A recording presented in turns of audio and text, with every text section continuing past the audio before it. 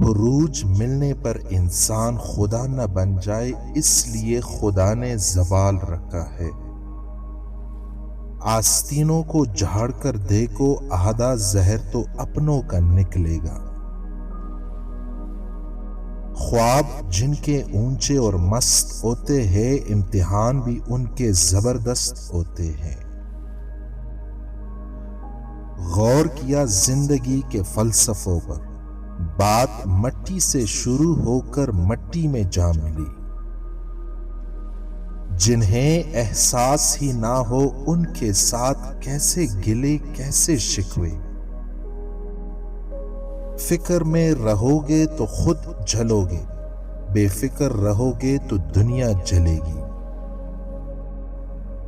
زندہ رہنا چاہو تو موت قیامت ہے، اور مرنا چاہو تو زندگی قیامت ہے۔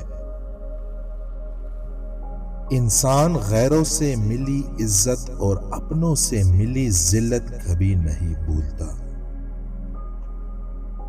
ہم سب رہتے تو ایک ہی دنیا میں ہیں، لیکن سب کی دنیا الگ الگ ہے۔ انسان جب زندگی کے امتحانوں سے گزر کر پتھر ہو جاتا ہے تو کوئی دل دکھا بھی دے تو برا نہیں لگتا۔ وقت سمندر میں گرا ہوا موتی ہے، جس کا دوبارہ ملنا ناممکن ہے۔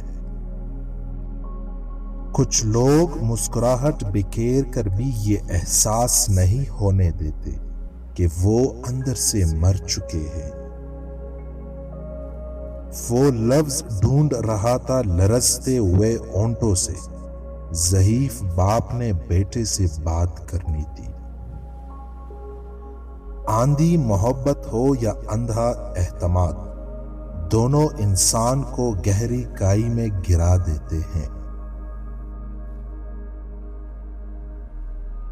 عیب ضرور ہوتا ہے، مگر عقل مند اپنے عیب کو خود دیکھتا ہے اور بے وقوفوں کے عیب دنیا دیکھتی ہے۔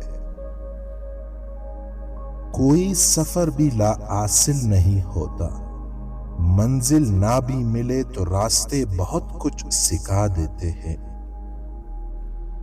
مجھے سانپوں سے ڈر نہیں لگتا، لیکن انسانوں سے ڈرتا ہوں، کیونکہ سانپ اپنی دفاع کے لیے ڈستا ہے اور انسان اپنے مفاد کے لیے۔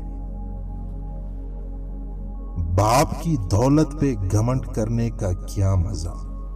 مزہ تو تب ہے جب دولت اپنی ہو اور فخر باپ کرے۔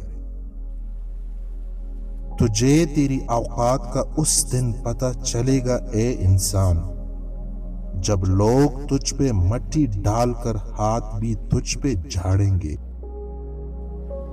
اگر زندگی میں خوش رہنا ہے تو یہ بات جان لو کہ تمہارے رونے سے کسی کو کوئی فرق نہیں پڑتا۔ یہ تلخ حقیقت ہے کہ آپ کی بات کو توجہ آپ کی حیثیت دیکھ کے ملتی ہے۔ ہم اچھا کرنے یا اچھا بننے کے باوجود کسی نہ کسی کہانی میں برے ہوتے ہیں۔ ان بددعاؤں سے ڈرو جو بول کر نہیں دی جاتی۔ اللہ جب بہترین سے نوازتا ہے تو پہلے بدترین سے گزارتا ہے۔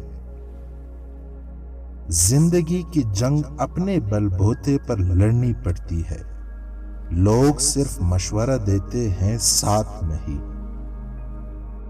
انسان ایک ایسا غافل منصوبہ ساز ہے جو اپنی زندگی کی منصوبہ بندی میں موت کو شامل ہی نہیں کرتا۔